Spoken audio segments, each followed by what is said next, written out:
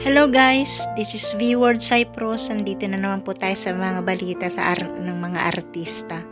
Guys, alam nyo guys, itong nakikita nyo mag-ina. Nakikita nyo po ba yung bata? Kahapon po, may napanood. Nung isang araw, may napanood ako sa Pinoy Pawn Star Pop. Puntahan nyo po yung channel na yan.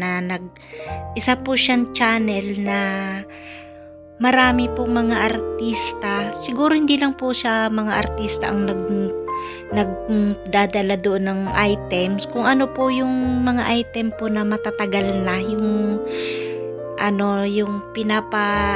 hinahanap niya guys is yung sa Itbulaga, yung mga host ng mga Itbulaga, yung mga parapernalya ng mga nasa mga tao sa Itbulaga. Isa po yun si Francis Magalona, si late Francis Magalona. Siyempre, di ba po siya, member siya ng Itbulaga.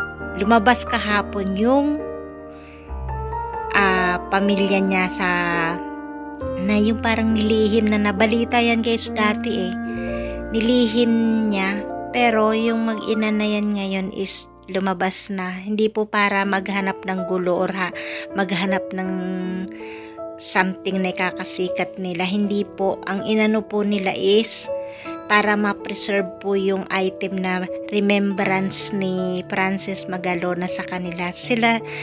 Nagmahalan sila guys, nakakaiyak yung yung story ni Abigail po yung nanay ng bata, si Cheska po yung bata, si anak nila ni Francis Magalona.